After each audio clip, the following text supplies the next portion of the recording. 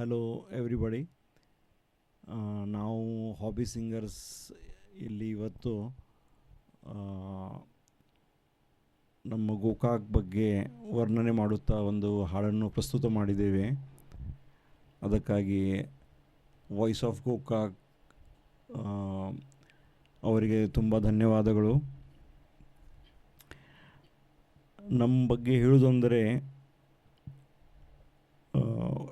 ನಮ್ಮದು ಒಂದು ಗ್ರೂಪ್ ಇದೆ, ಹಾಬಿ ಸಿಂಗರ್ಸ್ ಗೋಕಾಕ್ ಅಂತ ಹೇಳಿ. ನಾವು ಇದನ್ನು ತಯಾರು ಮಾಡಿದ್ದ ಕಾರಣ, it is like something hobby of hypnosis for 7H through him. Hobby of hypnosis for 7H means like 7 swaras. Haim is nothing but it is a devotional song. So what are those 7H? 7H ಅಂದರೆ one is habit. ಒಂದು ಚಲೋ habit ನಾವು ಇದು ಮಾಡಲಿಕ್ಕೆ ಇದನ್ನು group ತಯಾರು ಮಾಡಿದ್ದು. ಇನ್ನೊಂದು ಹೋಪ್, ಯಾವತ್ತೂ ಮನುಷ್ಯ ಆಶಾವಾದಿ ಇರಬೇಕು ಹಾಗೂ ಎಲ್ಲರಿಗೂ ಒಂದು ಆಶೆ ಇರಬೇಕು, ಎಂದೂ ಮನುಷ್ಯ ನಿರಾಶೆ ಆಗಬಾರ್ದು. To create hope in everyone. ಮತ್ತು help, third one is help. ಬೇರೆದವರಿಗೆ ಸಹಾಯ ಆಗಬೇಕು, ನಮ್ಮಿಂದ ಆಗಲಿ ಇಲ್ಲ ಒಂದು ಒಳ್ಳೆಯ ಸಂದೇಶ ಹೋಗಬೇಕು ಸೊಸೈಟಿದಲ್ಲಿ, ಎಲ್ಲರೂ ಒಬ್ಬರೊಬ್ಬರಿಗೆ ಸಹಾಯ ಮಾಡುತ್ತಾ ಇರಬೇಕು ಅಂತ ಹೇಳಿ. Then fourth one is health. ಎಲ್ಲರಿಗೂ ಗೊತ್ತಿದೆ ಮ್ಯೂಸಿಕ್ ಕ್ಯೂರ್ಸ್ ಮೆನಿ ಡಿಸೀಸಸ್. ಹಾಗೆ ಮ್ಯೂಸಿಕ್ ಮುಖಾಂತರ ಎಲ್ಲರೂ ಆರೋಗ್ಯವಂತರಾಗಲಿ, ಆ ಉದ್ದೇಶದಿಂದ ಇದನ್ನು ವಿಚಾರ ಮಾಡಿದ್ದು. ನಂತರ fifth one is happiness, to spread happiness to everyone, to bring out people from depression. Then comes harmony. Harmony, ಇಲ್ಲಿ ಜಾತಿ ಮತಭೇದ ಮತ್ತು ಪಾಲಿಟಿಕ್ಸ್ ಅದು ಏನೂ ಇಲ್ಲ, ಎಲ್ಲರೂ ಹಾರ್ಮನಿಯಿಂದ ಇರಲಿ. ಮತ್ತು seventh one and last is healing. ಮತ್ತು ಇಲ್ಲಿ ಮ್ಯೂಸಿಕ್ ಒಂದು ಹೀಲಿಂಗ್ ಪ್ರಾಪರ್ಟಿ ಇದೆ ಅಂತ ಎಲ್ಲರಿಗೂ ಗೊತ್ತು. ಸೊ ಆ ಕಾರಣಕ್ಕಾಗಿ ನಾವು ಈ ಉದ್ದೇಶದಿಂದ ಇದು HSG ಗ್ರೂಪ್ ಫಾರ್ಮ್ ಮಾಡಿದ್ದೇವೆ, ಹಾಬಿ ಸಿಂಗರ್ಸ್ ಗೋಕಾಕ್.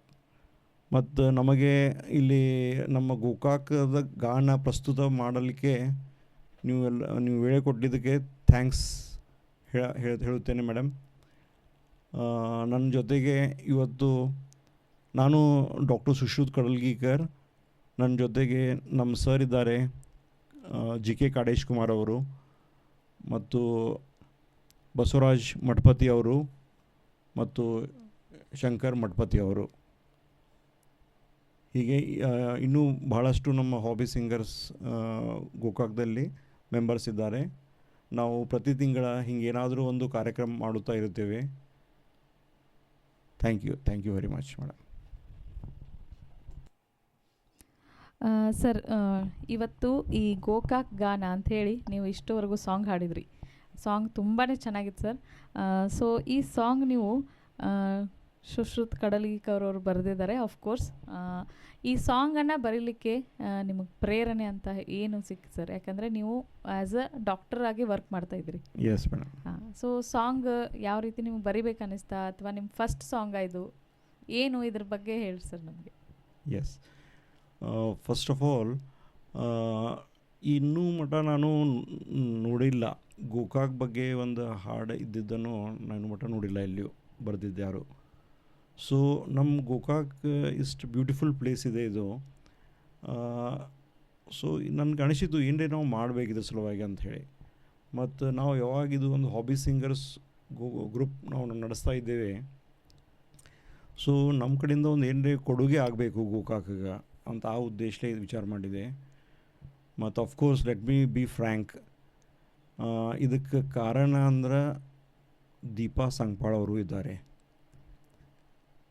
ಹೇಗಂದರೆ ಅವರು ನನಗೆ ಬಂದು ಹೇಳಿದರು, ನನಗೆ ಕೆಬಿನ್ದಾಗ ನನಗೆ ಬಂದು ಕೇಳಿದರು, ಸರ್ ನೀವು ನಮ್ಮ ಕಡೆ ಬಂದು ಏನರೇ ಪ್ರೆಸೆಂಟೇಷನ್ ಮಾಡಬೇಕು, ನಿಮ್ಮ ಸಬ್ಜೆಕ್ಟ್ದಲ್ಲಿ ಬಗ್ಗೆ ಏನರೇ ಮಾತಾಡಬೇಕು ಅಂತ ಹೇಳಿದರು.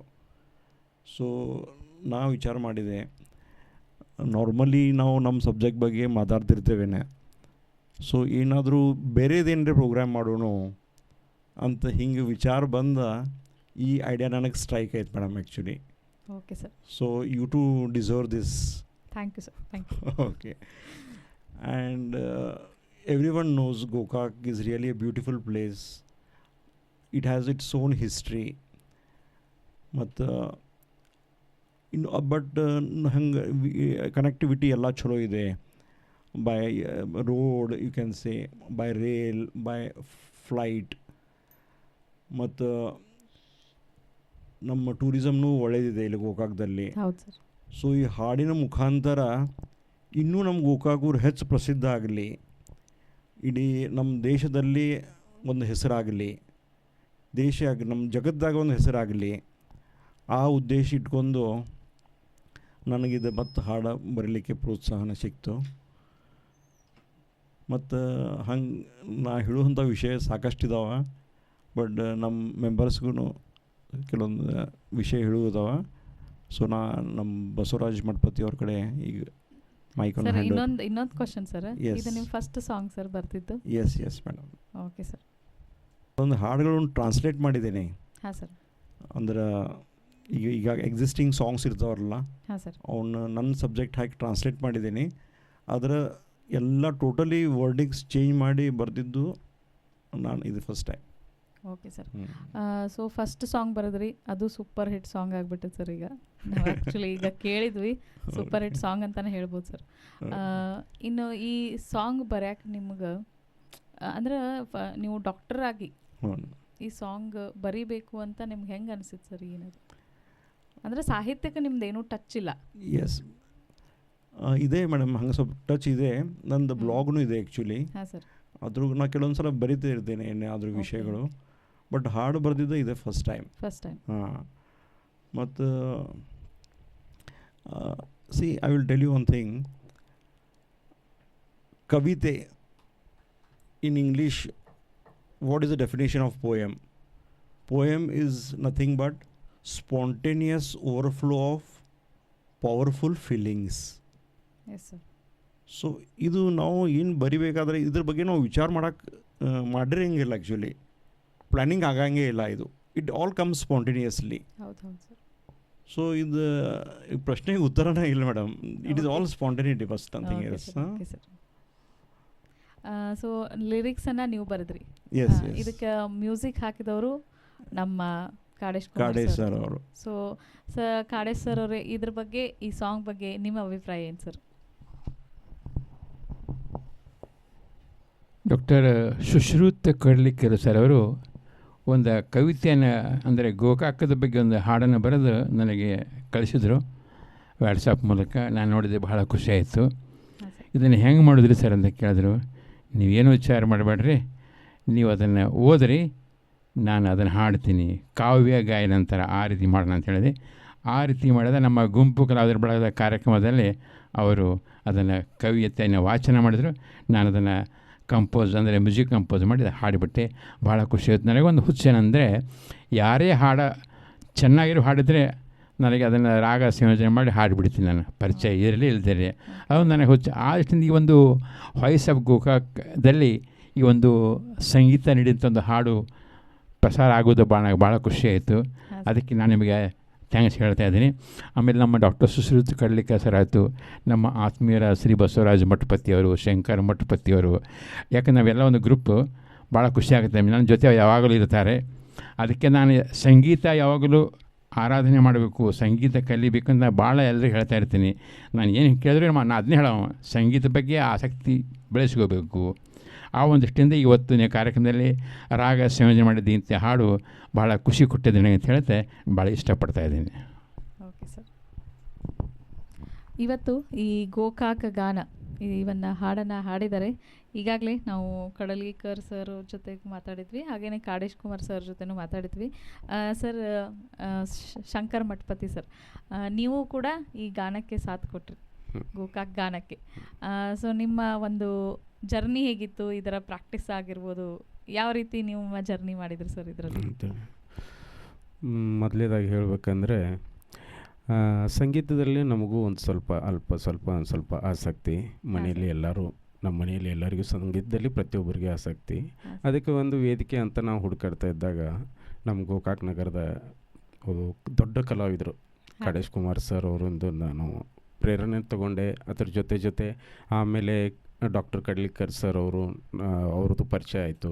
ಏನೋ ಒಂದು ಗ್ರೂಪ್ ಮಾಡಿಕೊಂಡು ಒಂದು ಸಂಗೀತದ ಒಂದು ವೇದಿಕೆಯನ್ನು ನಿರ್ಮಾಣ ಮಾಡ್ಕೊಂಡು ಅದರಲ್ಲೇ ಒಂದು ಪಯಣವನ್ನು ಸಾಗಿಸ್ತಾ ಇದ್ದೀವಿ. ಈಗ ತುಂಬ ಖುಷಿ ಆಗೋ ವಿಷಯ ಅಂದರೆ, ಸರ್ ಹೇಳ್ದಂಗೆ, ನೀವು ಕೇಳಿದಂಗೆ, ವೈದ್ಯ ವೃತ್ತಿಯಲ್ಲಿ ಇದ್ದುಕೊಂಡು ಸಾಹಿತ್ಯದ ಬಗ್ಗೆ ಒಂದು ನಮ್ಮ ಹೆಮ್ಮೆ ಗೋಕಾಕ್ ಬಗ್ಗೆ ಒಂದು ಕವಿತೆಯನ್ನು ಬರೆದ್ರಲ್ಲ, ಅದನ್ನು ಅಷ್ಟೇ ಪ್ರೀತಿಯಿಂದ ನಾವಾಗಲಿ ನಮ್ಮ ಗೋಕಾಕ್ ಜನತೆ ಆಗಲಿ ಅದನ್ನು ಸ್ವೀಕರಿಸಲಿ, ಆ ಒಂದು ಗೀತೆ ಜನಪ್ರಿಯತೆ ಪಡೀಲಿ ಅಂತ ನಾನು ಎಲ್ಲರನ್ನೂ ಕೇಳ್ಕೊಳ್ತೀನಿ ಅಷ್ಟೇ. ಓಕೆ ಸರ್, ಬಹುಶಃ ಆ ಜನಪ್ರಿಯತೆಯನ್ನು ಪಡ್ಕೊಳ್ಳೋಕ್ಕೆ ಇನ್ನೂ ಸ್ವಲ್ಪ ಸಮಯ ಅಷ್ಟೇ sir. Okay sir.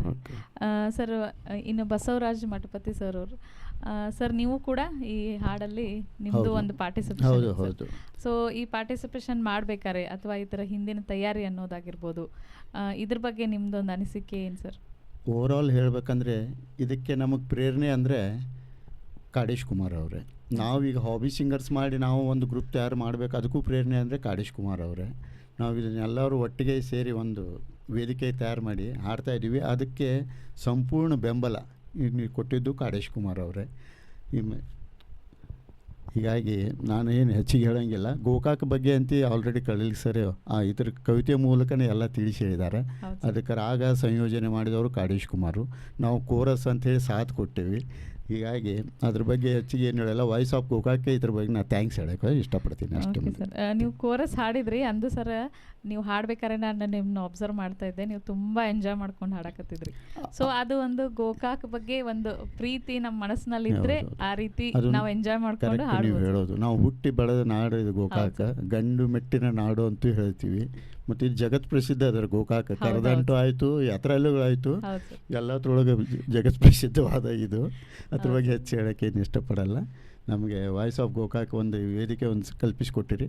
Thank you very much. Thank you sir. So ಕೇಳಿದ್ರಲ್ಲ, ಇಷ್ಟೊತ್ತವರೆಗೂ ಈ ಗೋಕಾಕ್ ಗಾನದ ವಿಶೇಷ ಕಾರ್ಯಕ್ರಮವನ್ನು ನಾವು ಮಾಡಿದ್ವಿ.